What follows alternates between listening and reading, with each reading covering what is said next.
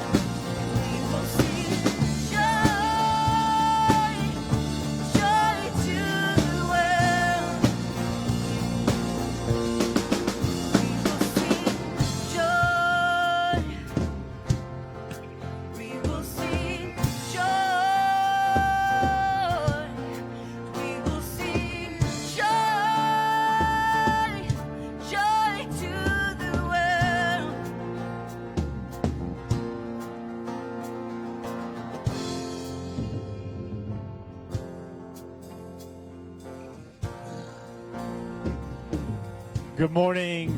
Listen now, you're singing about joy. Is anybody joyous today? All right, because listen, when we started singing that song, I was judging you. I was standing in the back of the corner. I was like, is anybody happy in here? I know how it is. We need somebody to liven us up, all right? Everybody take your palm right here. Everybody take your hand. Say, wake up, me. All right, they need to sing, right? They need to sing with us. All right, if you're joining us online, we wish you a Merry Christmas. Everybody look around, somebody in the room, say Merry Christmas. We need a little bit more Merry Christmas, not just in church, but in the world today. We wish you a Merry Christmas, whether you are present in the room with us or joining us online or maybe on the podcast. Such a blessing to be able to connect with people really from all around the world who listen in to Encounter Church. We believe that today, through the series that our pastor is going to come and continue called Light of the World, that there will be hope and help for you and your heart today. Why? Because we believe Encounter Church is a place where you can encounter God. So Merry Christmas to you. We're glad that you are here. If you're here for the first time, we'd love for you to download our app, encounterchurch.com/app. You can fill out the connection card in the app, or you can fill out the connection card that you received just a few moments ago when you came in. We're going to sing a few more songs together, and you will look joyous, right? Sometimes we need somebody to tell us that. Sometimes we need to tell ourselves that for us to have a good time. I got an amen, and that's good. That means I did a good job today. All right, Merry Christmas to you. Let's continue to sing a few more songs together.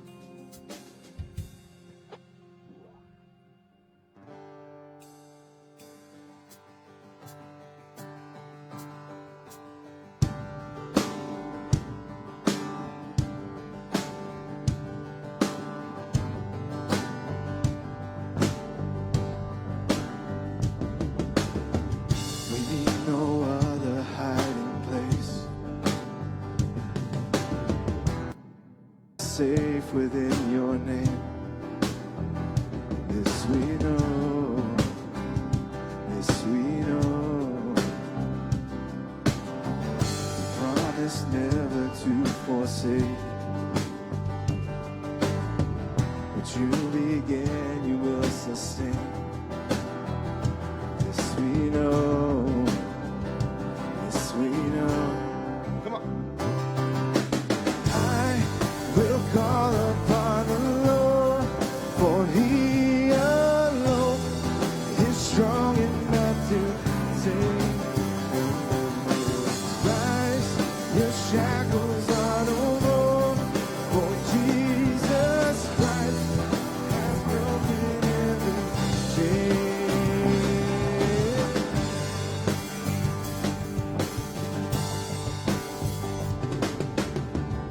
All of the heavens and the earth announce the fullness of your word. This we know, this we know. Come on, sing it out. And every enemy will flee as we declare the victory. This we know, this we know. I will call upon the Lord, for He alone is strong enough to save. Rise, your shackles are no more, for Jesus Christ has broken every chain. We'll call upon the Lord, for He alone is strong enough to save. Rise, your shackles are no more, for Jesus Christ has broken every chain.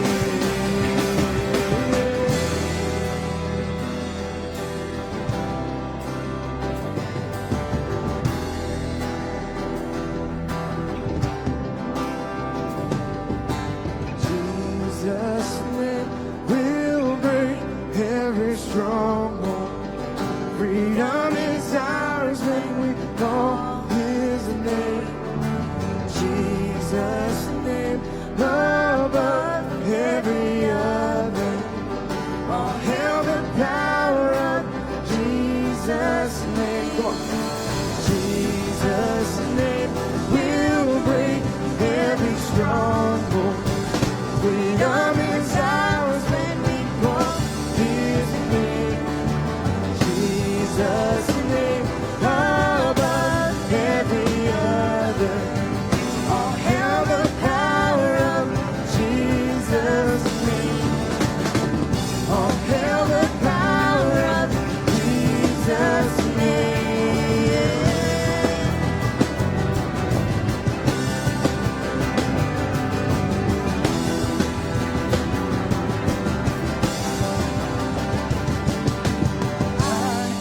We'll call upon the Lord, for He alone is strong enough to save. Rise, your shackles are no more, for Jesus Christ has broken every chain. We'll call upon the Lord, for He alone is strong enough to save. Rise, your shackles are no more, for Jesus Christ has broken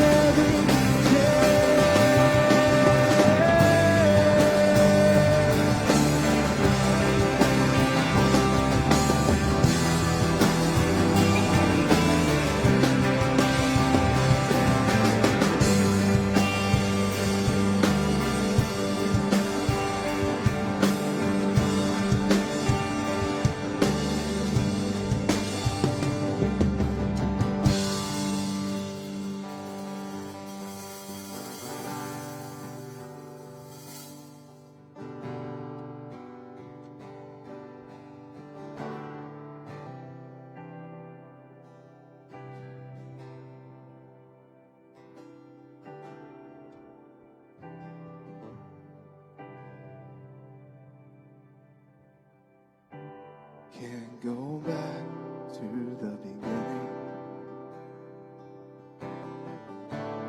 Can't control what tomorrow will bring. But I know here in the middle is the place you promised to be.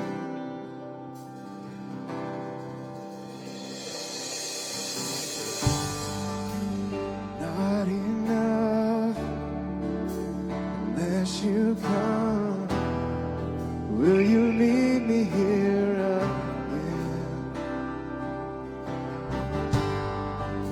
It's all I want, it's all you are. Will you meet me here again?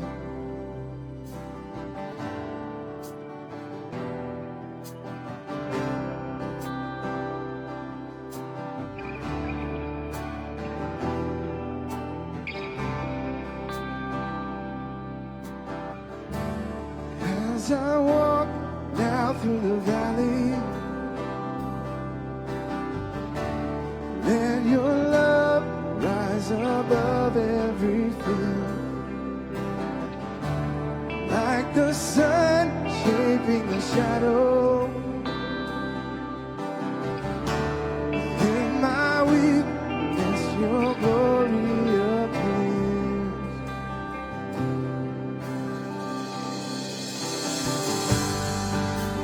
Not enough unless you come.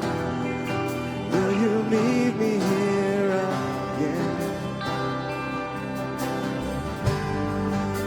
It's all I want, it's all you are. Will you meet me here again? Not enough unless you come. Will you meet me here again?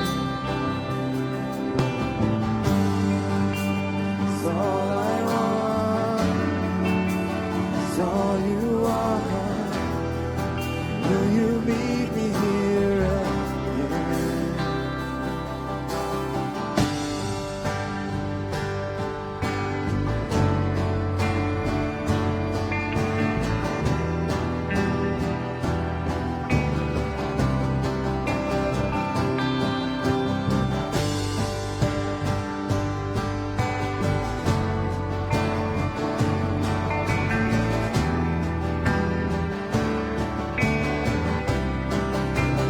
Not for a minute was I forsaken.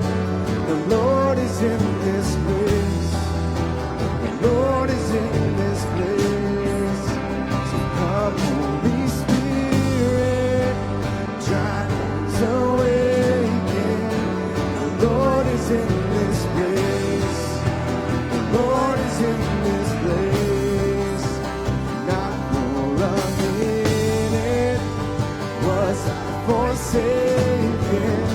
The Lord is in this place. The Lord is in this place. So come, Holy Spirit, dry bones awaken. The Lord is in this place. The Lord is in this place.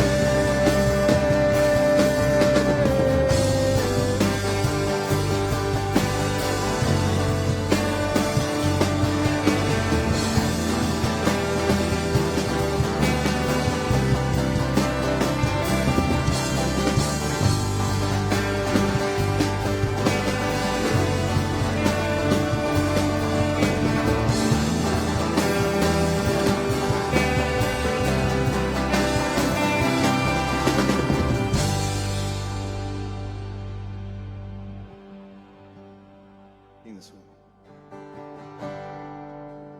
Not enough unless you come. Will you meet me here again?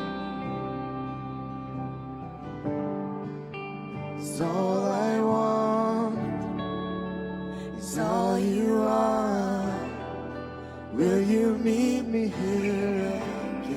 Let's make that our prayer. Let's sing it out. Not enough unless You come, will you meet me here again? it's all I want, it's all you are. Will you meet me here again?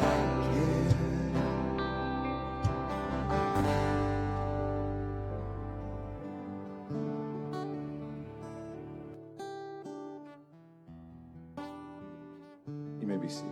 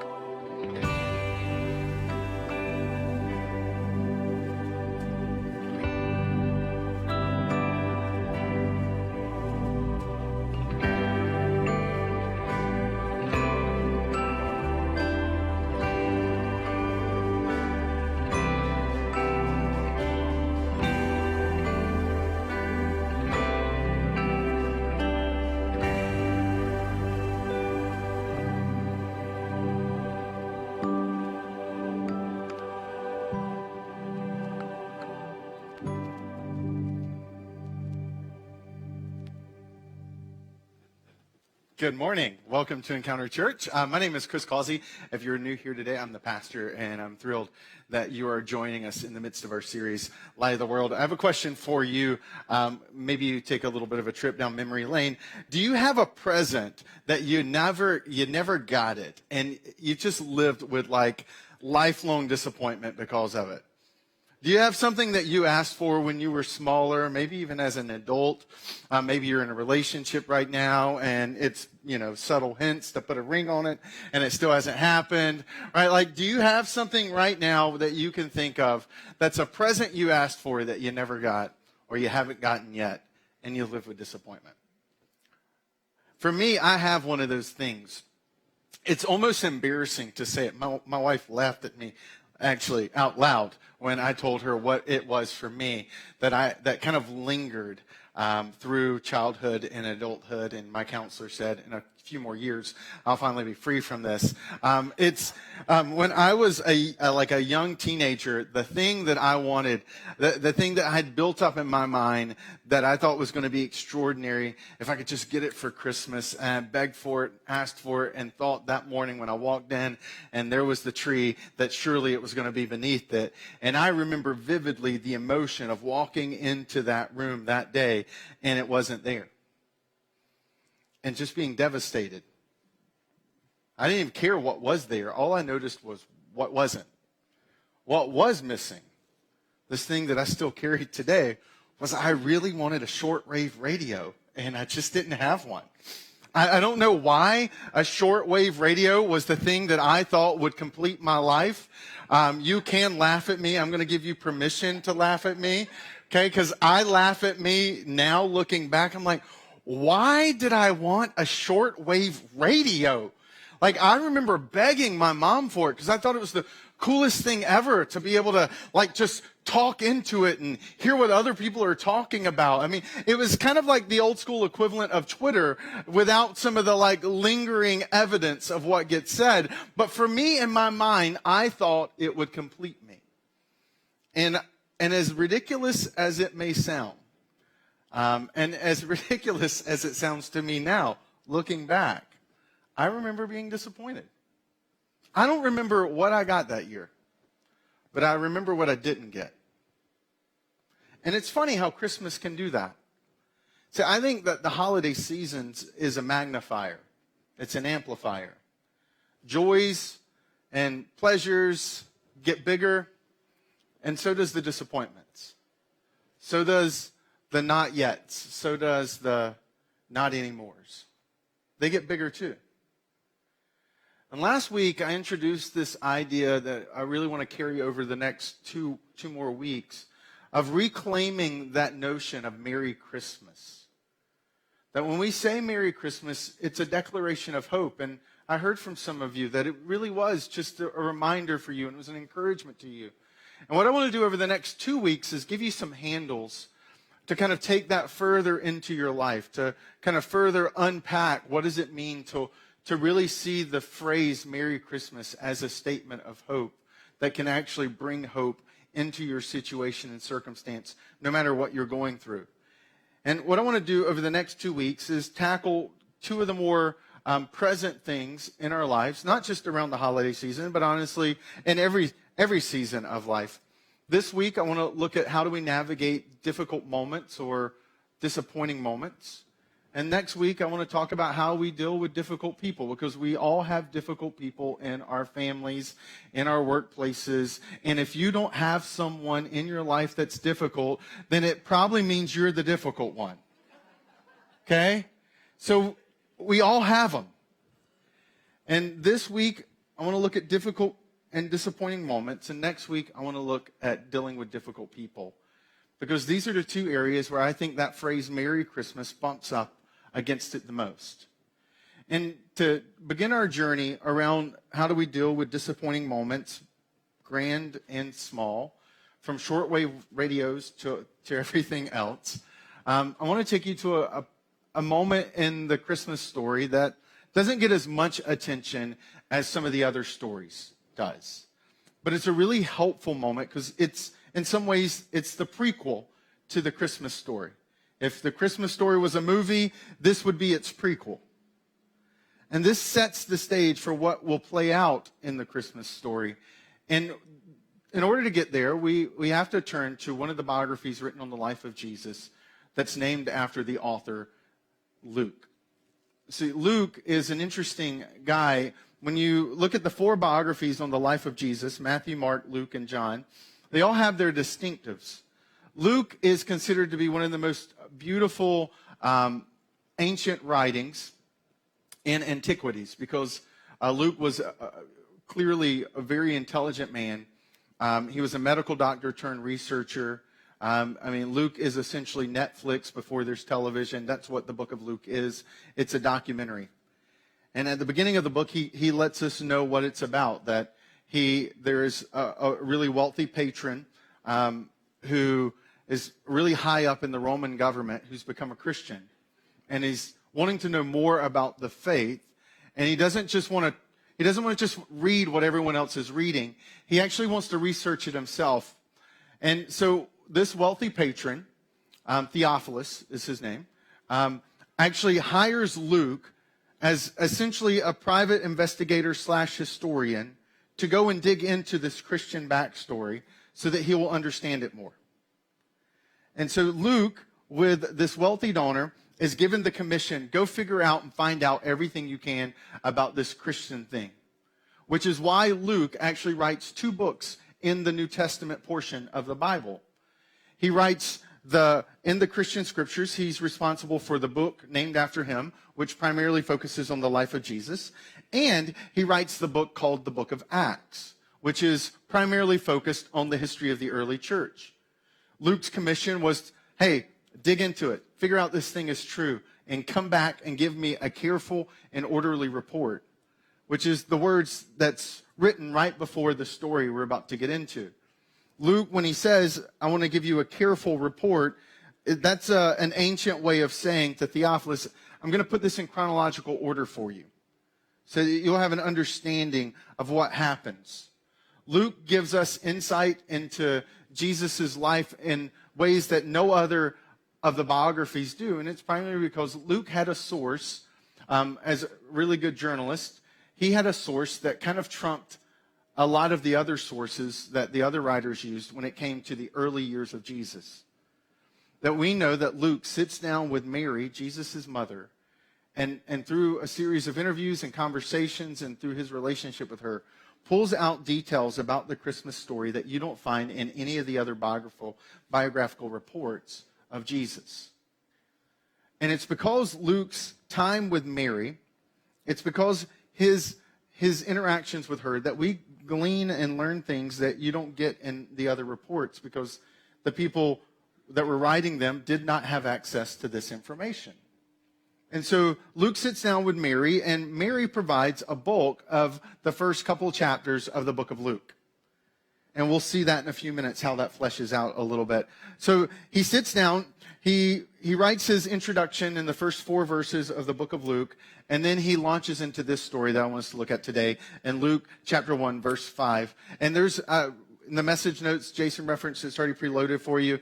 When you first open it, it may feel a little overwhelming because I'm giving you the entire story. We will not have time to go through the entire story today. So I'm going to leap kind of through it and summarize some of it. But I've already put in bold the pieces that I want you to drill into. I'm going to be working on this morning.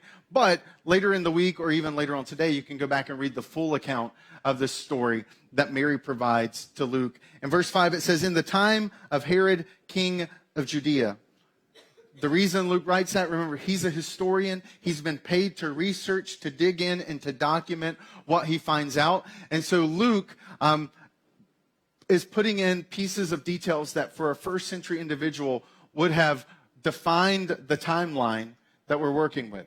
Luke's a historian, so he's going ahead for Theophilus and defining this really tight time frame around who's ruling, because that was an ancient way of kind of calendaring events. They would tell you who was in control at that time. Ancient coins, they would do the same thing. Coinage often had, when it was stamped, it had the emperor or the ruler or the king's image on it, so that when just by looking at the coin, you would know instantly what time period it came from. So this is what Luke is doing as a good historian. He tells us there was a priest named Zechariah who belonged to the priestly division of Abishai, and his wife Elizabeth was also a descendant of Aaron. Now, for us, we're kind of disconnected from this, but for someone drilling in and detailing these pieces, these details are really important. You see, the Jewish religious system was centered around the temple. And the individuals, the only individuals that could actually go into that temple were a group of people who were called the priest. Now, the priest, to be a priest, it wasn't a job you could work towards. You had to be born into it. To even qualify, you had to be born into a certain bloodline. And that's why we find out that Elizabeth and Zechariah are both descendants of Aaron. Aaron was the brother of Moses, the great famous liberator of the Jewish people. Aaron, his brother, is chosen to be the priest. And so every single descendant of Aaron carried with it a special honor, because they were the only ones who could even qualify to apply for the job. So what we know from the get-go is, before we even dig into the story of who this couple is, they're both very special within the Jewish kind of framework of the day. They come from a special bloodline, and their entire life looked different from a normal Jewish man or a woman growing up, because the priests were not allowed to own land.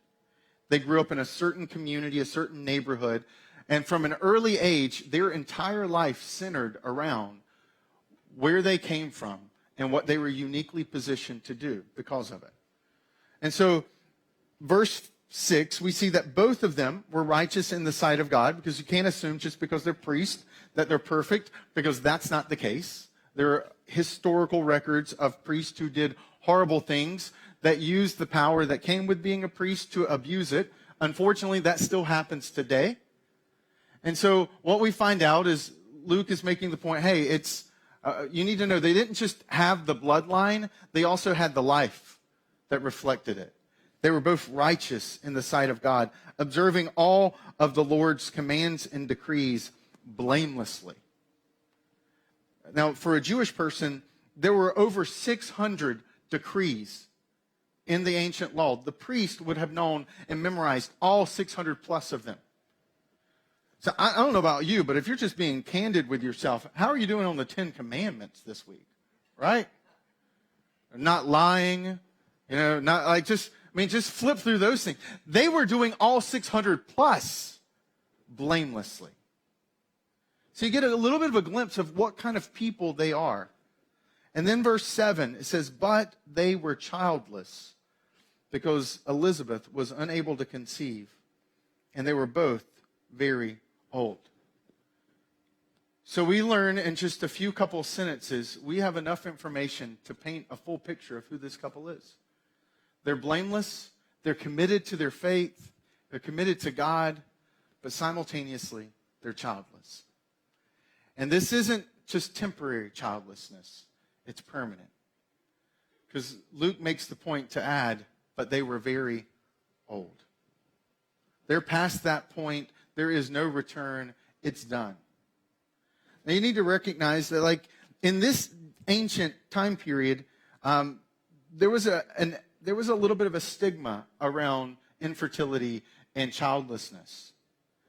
That this isn't a perfect illustration, but I overhear conversations sometimes when people walk by homeless people. I'll hear people say, well, they're getting what they deserved, or they chose that. And there's like a stigma that even in our culture gets attached to certain people who are addicts, people who are homeless. And there's some things that get kind of taken to this extreme and applied to all of them. And this stigma that we still as humans apply to others was applied to this couple in that day. And I bring up those illustrations because people just say it and they never even question it. They walk by someone who's homeless and they're like, yeah, they're probably lazy. They don't want to work. And they just keep moving on. And in this day, people walked by people who didn't have children, and they automatically assumed something was wrong with their life. If you didn't have a child, it meant you were punished by God because you did something that deserved it. It was a heavy stigma. For a woman to not be able to have a child was disgraceful. It was akin to that great early American novel around the Scarlet Letter. It was a stamp that everyone saw and everyone whispered about you when you walked by. And to make it worse, like, he's a priest and she comes from a priestly bloodline, and yet they come from that bloodline, but clearly there must be some other things going on we don't know about.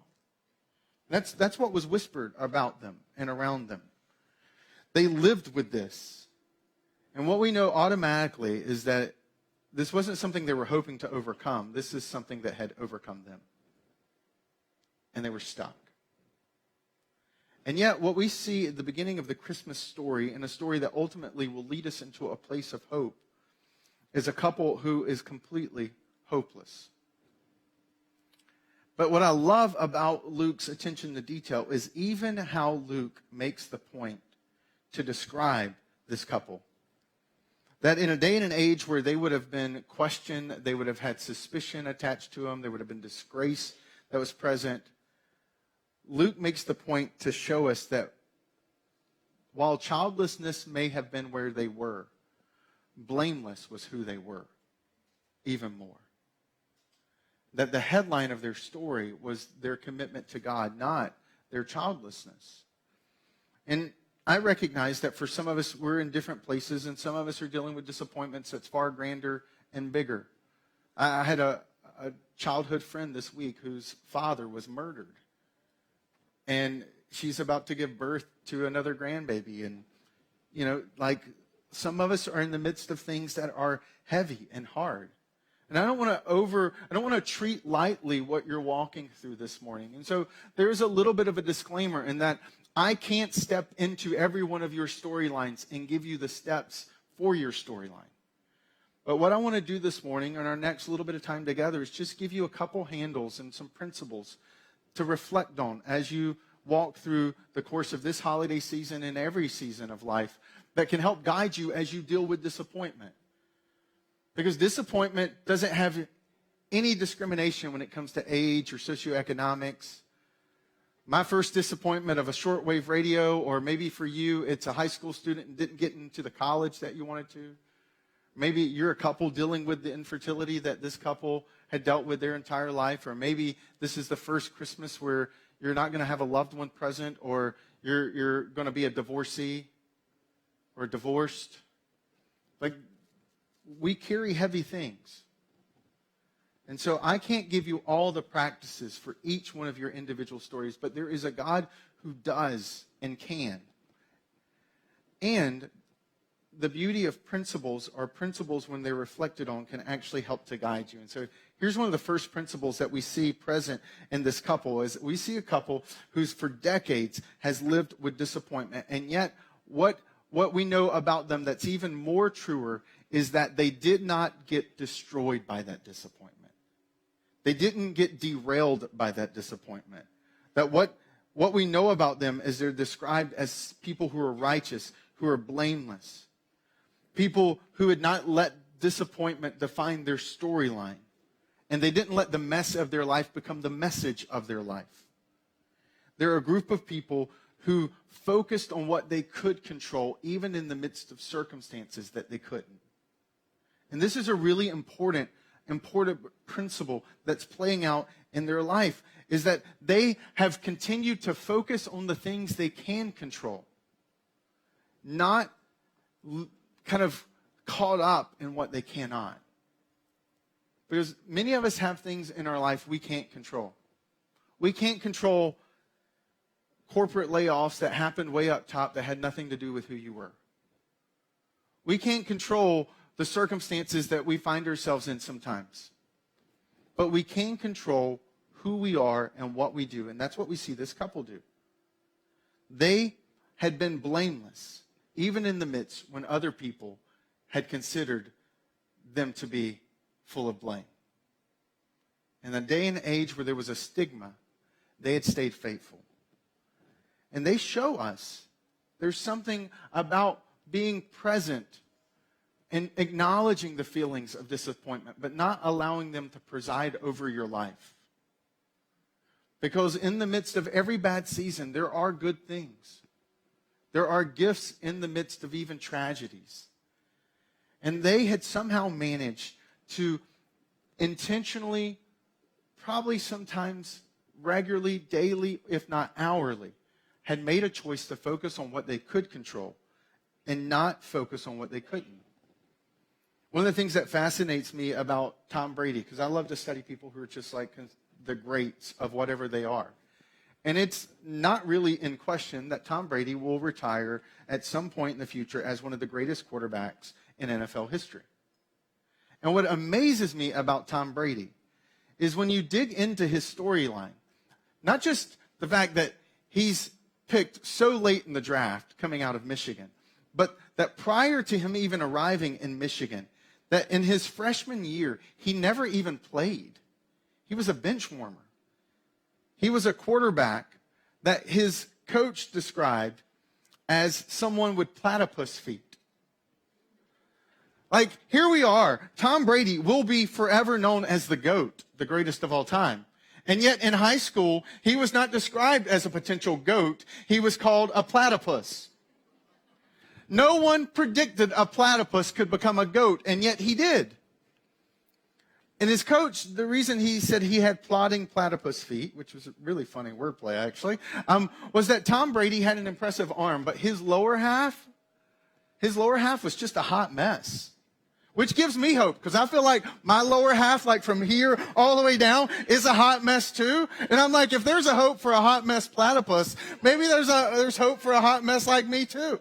Right? And like what he does during that season, I think is fascinating. So one of his friends talks about, kind of looking back, that Tom Brady was basically like, man, look, you've got some potential, but what's going on down there is never going to happen out there.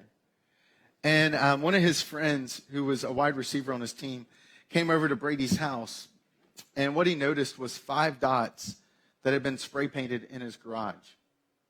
And those 5 dots were little dots for Brady to run drills to strengthen his lower body coordination. And here's a man who had been dealt platypus feet, but didn't allow the dealing of the platypus feet to prevent him from one day becoming a goat. And I think while that story doesn't necessarily kind of radiate and resonate with all of us, because maybe you're like, well, that's Tom Brady, but he wasn't always Tom Brady. It was that Tom Brady was dealt circumstances, and instead of surrendering, instead of using his platypus feet to use as an excuse for why he can't be or shouldn't be or will never be, he just saw the choice that he did have, which was, I can work on it. This is what I've got dealt. So let me work them, let me reshuffle them, and let me make a choice to continue to grow in that area. Because when you find yourself in circumstances that you can't control, there are still some things that you can.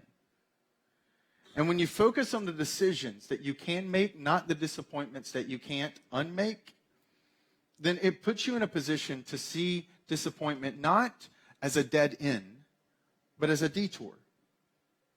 I feel like I get reminded of this regularly. I don't know if any of you use Waze, the navigation GPS system. I use Waze all the time because it just helps, it just kind of helps you battle traffic. And so whenever I'm driving, Waze is on.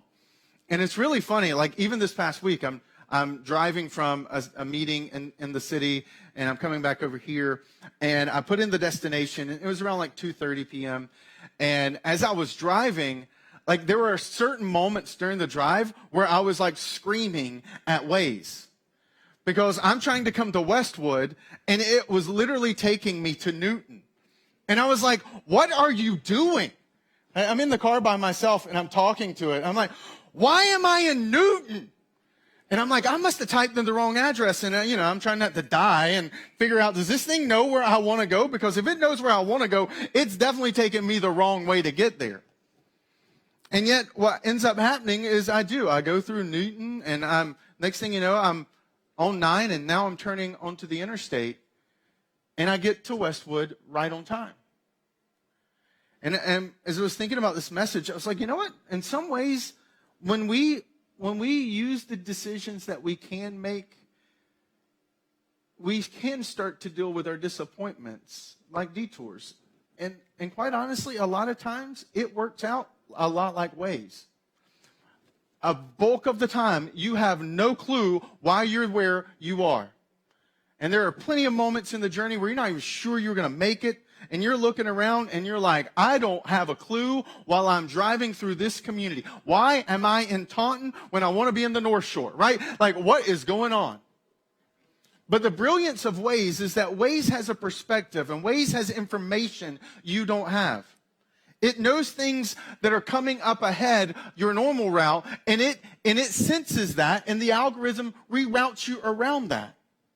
And I think that there's something to be said, even at a spiritual level, where sometimes God does work in mysterious ways like Waze. That he gets us to where we always hoped we would get to, but we just don't get there the way we thought we would have. And somehow we always get there right on time, because we focus on the decisions we can make. And that puts us in a position to treat disappointments like detours. And that gives us an ability to see setbacks for just setbacks, not storylines. It gives us an ability to walk through disappointment and feel the pain, but not be destroyed by it. And I think this is incredibly relevant because Christmas is one of those times of the year where there isn't a way to ignore some of the disappointments in our life. Right? I mean, you don't have the job to distract you. You don't have the teams to distract you. It's kind of culture shuts down. And so the things that are lacking in your life, they're obvious. The disappointments that you're dealing with, there's nothing to distract you from them. And you feel that, and you're reminded of it constantly in the midst of the holiday season.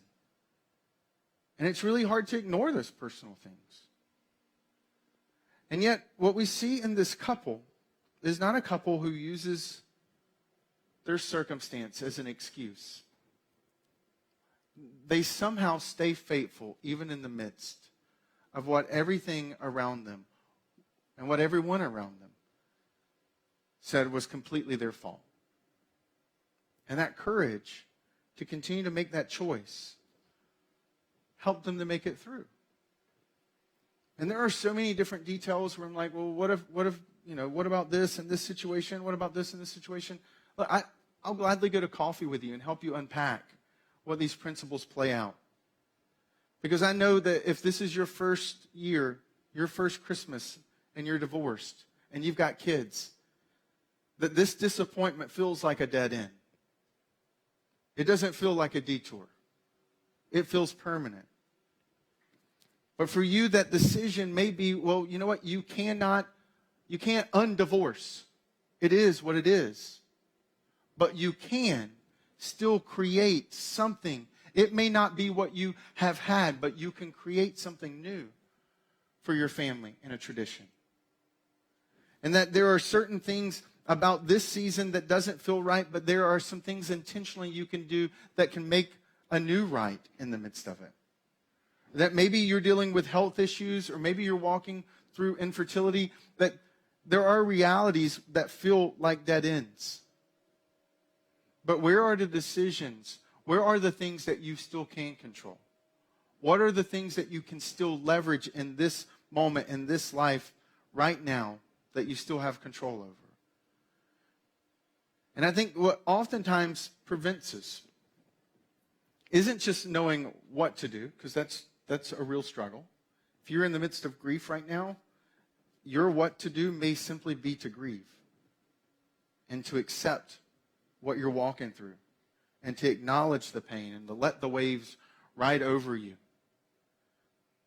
That sometimes the first step is to finally stop living in denial about your marriage and where it is. And to recognize, you know what, this feels like a dead end. And to invite someone in to help you, because there is a way that your dead end in your marriage can become a detour to a better marriage. But you have to be willing to invite someone into your storyline. And that may be what your choice is stop denying and extend an invitation. And one of the things that I've put in the message app, because I was just conscious of the reality of what we're walking with and what some of you walked in with. Inside the message notes, you'll see right underneath the two questions that we ask. What did you hear and what are you going to do with it? Underneath those two basic kind of that sentiment is a header that says resource. And in that resource is a link to a YouTube channel from some individuals that we know and trust that have just kind of created video playlist. Walks from everything from dealing with this is your first Christmas, or this is your first kind of you remarried and you're a step family, and what does that look like, because there's new dynamics. And there's some videos about grief and anxiety and suicide and depression, and covers a full gamut and looks at some of the addiction struggles that we may be dealing with. But it's a really good resource, and it's there, and no one's going to know you're watching it. And it's free. And in the midst of that, it may help unlock for you in your specific season, in your specific circumstances, some of the choices that you can make to make it through this season. But I think the other side is not just knowing what to do. I think that there's something to be said for actually stepping out and doing it too. Because oftentimes, in the midst of disappointments, we get stunned, we get kind of discouraged, and we just want to kind of surrender. Just want to sit on the side of the curb and just kind of sulk in it. And bring out our violins and kind of acknowledge and host the pity party. Because I've been there. What I found in my life is that I send out invitations to my pity party and people never show up. I'm the only one. And they're really good pity parties, but no one comes. The harder thing is to do something. And I want to be PG-13 because I recognize the room. But you dig into this storyline. So, Zechariah goes into the temple, and because he has his lot pulled, and now he's arriving, and he's in there doing his thing. And this angel shows up, which is kind of, a little different. Angels don't typically show up. Never had an angel show up in front of me. So, Zechariah, he has this angel show up, and the angel's like, hey, Zechariah. And Zechariah's like, whoa. And he's like, so, Zechariah, I've heard, God's heard your prayer. And you're going to have a baby. And Zechariah is like, well, how's that going to happen? And he's like, Zechariah, come on now.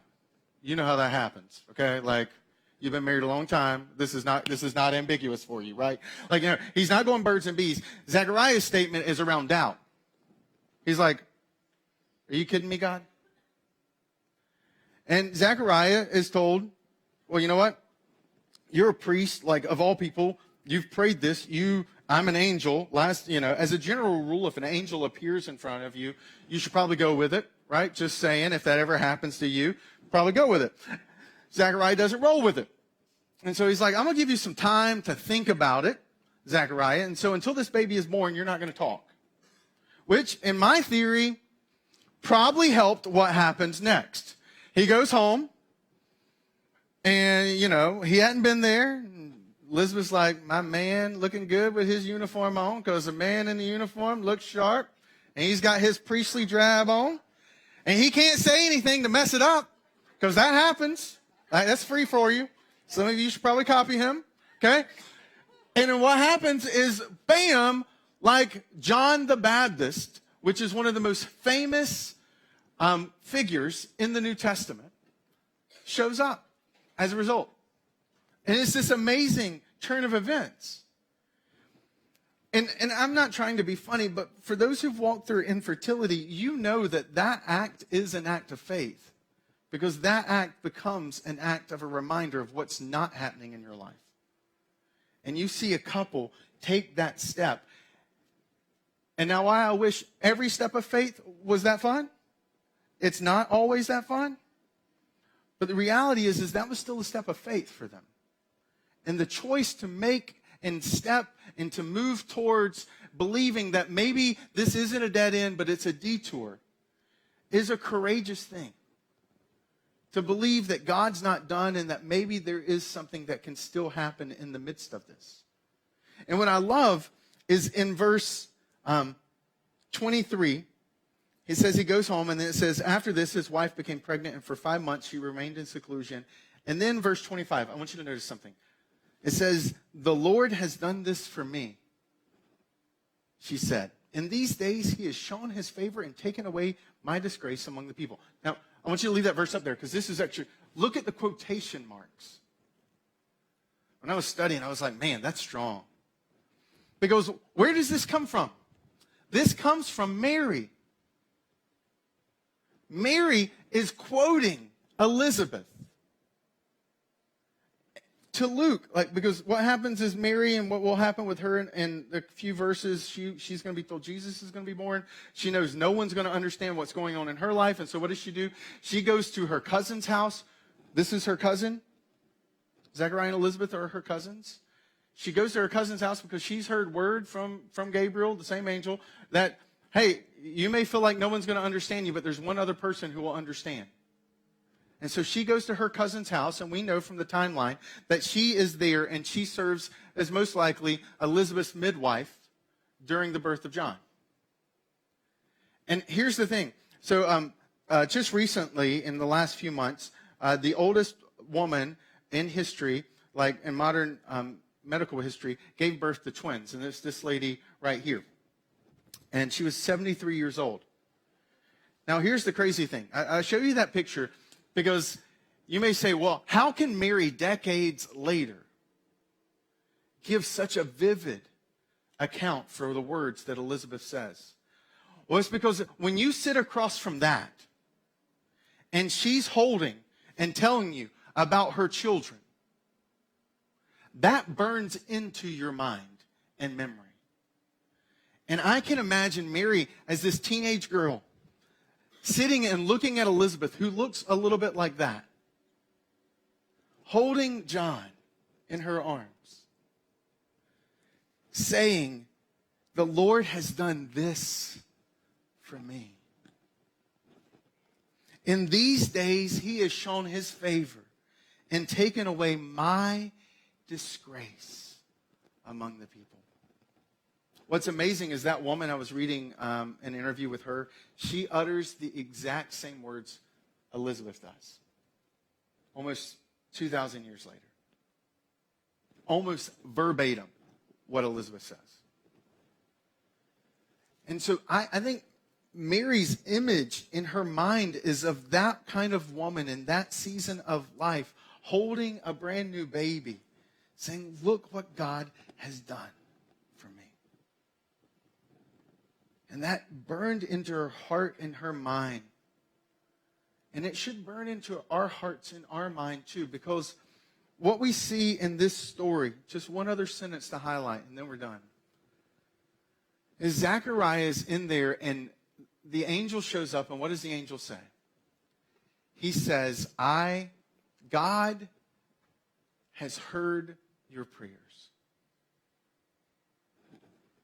I don't think that's something you should read through quickly. Because Zechariah shows up, and for decades he feels like heaven has not moved. And the angel, in his opening statement, says to him, Zechariah, heaven's been moved by your prayers. I know you haven't seen the movement from your prayers, but heaven has been moved by your prayers. And for some of you, I wish I could step into your storyline and do whatever wand or magic or however it happens. I wish I could step in and fix it. But I think this passage, that sentence, is probably one of the most powerful things that we can all walk away with this morning. Is that the God in heaven above was moved by the words from earth below. That God heard the words. God heard his heart crying out with disappointment. God heard what he was going through. And heaven was moved by the words that came from earth below. God wants to hear from you in the midst of your disappointment. God wants to hear your heart. God wants to hear and to see your tears and for you to be real. You don't need me. Some of you growing up, I recognize, got told if you really wanted God to hear your prayers, someone else needed to pray them on your behalf. But that's not true. God loves you. And he desires to hear your heart's desire. He already knows it. But there's something that happens when we start to pour it out to him. When we start to unpack for him the pain that we feel in the midst of the grief that we're walking through. Or in the child that we don't have. Or in the husband that's not here. Or the job that we don't have. Like he wants to hear that, because in that moment, there is an exchange. As we cry out about the pieces in our life that are not right, he starts to exchange it for the peace that makes us feel it's all right, even when life is not. There is this beautiful exchange from heaven to earth that happens long before any type of movement on earth. That there is a God of comfort who is listening, who loves you, who's not distant, who's not cold towards you, but desires to walk into your journey with you, who's intimately aware of what pain looks like. I mean, the beauty of the Christmas story is, even if you don't believe it's true, I think honestly we all want it to be true. The idea that God would know what it's like to be you. That God stepped into this earth and he felt what you felt. He experienced what you experienced. Like Jesus knew what it was like to lose a parent. He knew what it was like to have bad days and to get sick. And to somehow know that you're talking to a God who knows all of that.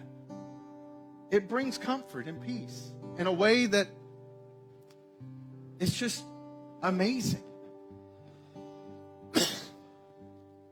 This week, I was at that meeting, and I was in a hurry, and there was all the snow that was kind of dropped out of nowhere because I was clearly not looking at the weather reports that week. And I remember like, oh my goodness, where did all this snow come from? And I parked, and I'm cutting through Fenway area. And I turned down this side street. There was construction, so I'm going around. And it takes me by this building. And I look up and I'm like, that building looks really familiar. And I remembered it. A year ago, it was the building that I went to after, my wife and I had been journeying through our infertility struggles with our second for about 7 years. And my wife had gone through all the testing, and now it was my turn to go through all the testing. And this was the building I had to go through for testing. And it was the test done there. It was the blood drawn there. that led me to be sat down with the doctor and told, hey, the reason you can't have a kid is because of you, Chris. And what was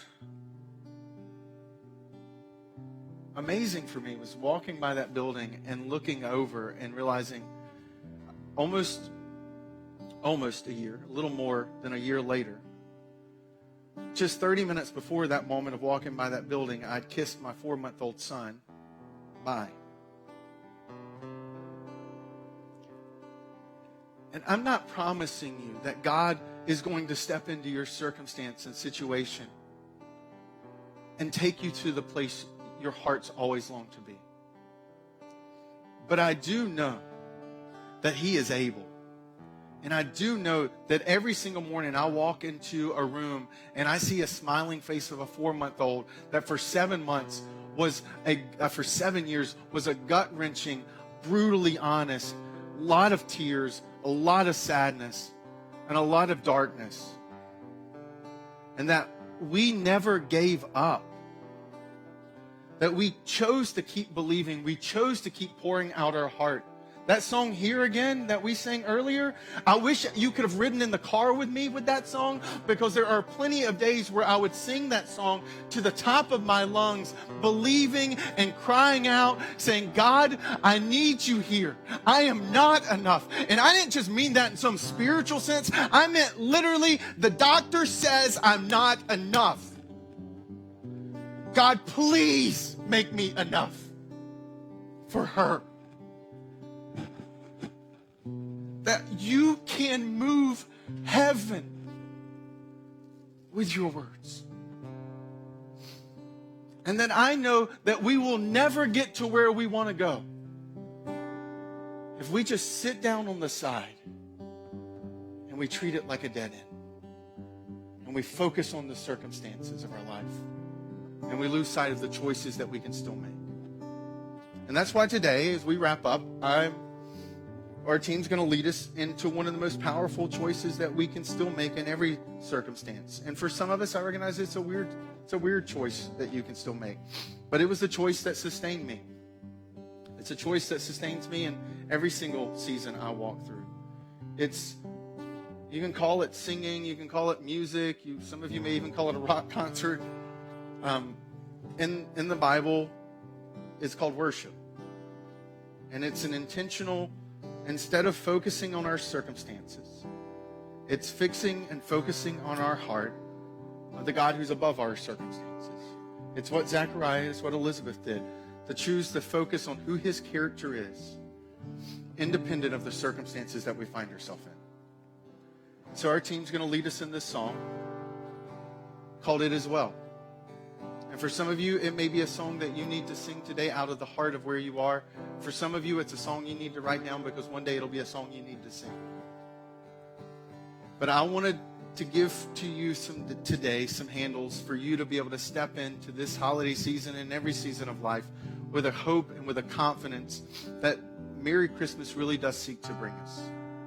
That even in the midst of disappointments, we don't have to be destroyed by them.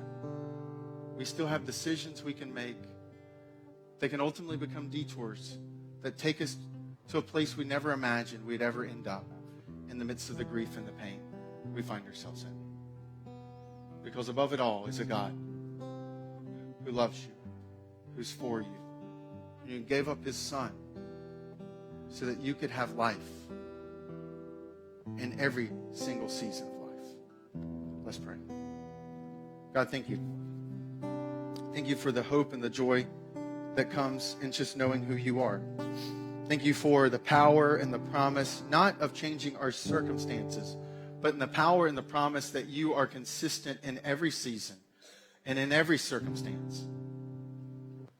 Thank you that because of who you are, we can have hope. Thank you for the story of this family. Thank you for what you did in the midst of their story. But thank you that long before their story was even finished, that they were faithful in all the chapters that were filled with pain.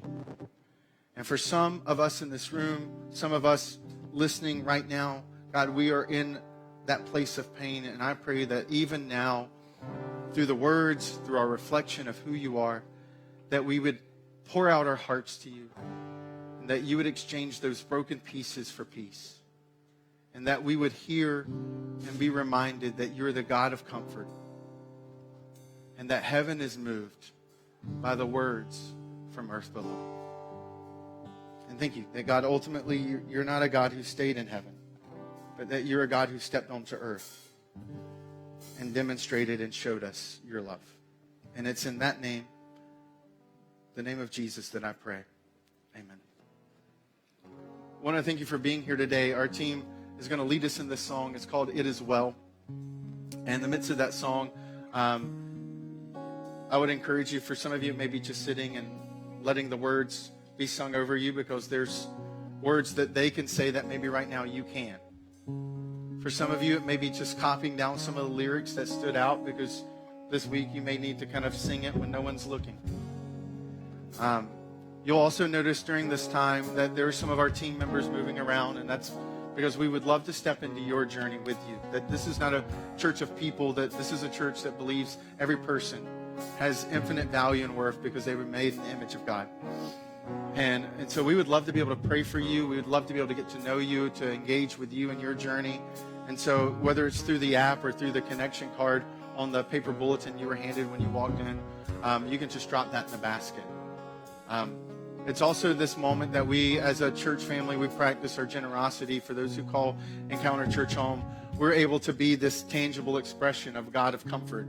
This past week, we're able to help a couple of families in the midst of financial struggles because of your generosity. And we're able to be a living picture. When we say God of comfort, we don't just mean abstract. We mean that we as a church get to model and to live out what he modeled for us, of a God who stepped into and walked with people in every season of their struggle. And so this week, you helped people in the midst of layoffs, in the midst of pressures around the holiday season. You were that God of comfort tangibly expressed. And so thank you. That's why as a church, even this month, we do what we call our Love Does offering, because we believe a church should be known for what they do for the community, not what they take from it. That's why we practice generosity as a people. And so I want to invite you to stand.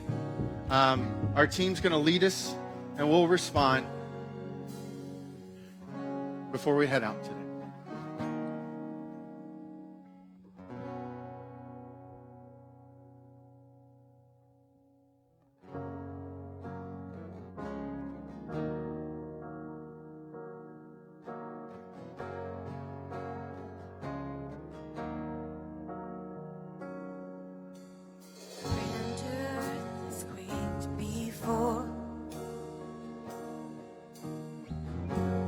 By the sound of his voice, and seas that aren't shaken and stirred can be calmed and broken for my regard. Through it all, my eyes are on you. And through it all, it is well. Through it all, my eyes are on you, and it is well with me.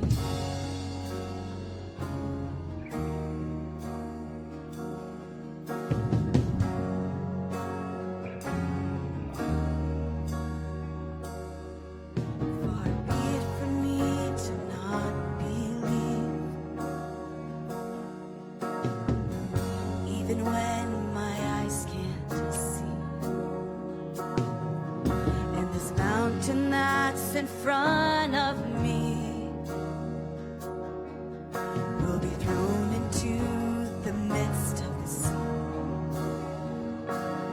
And through it all, my eyes are on you. And through it all, it is well. And through it all, my eyes are on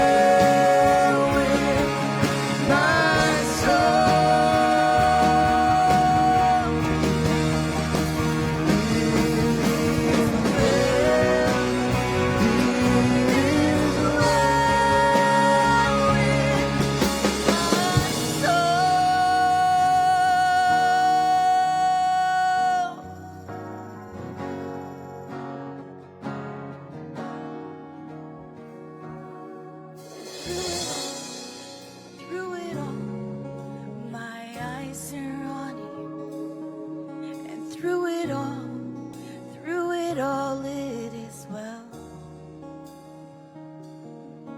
Through it all, my eyes are on you. It is well with me.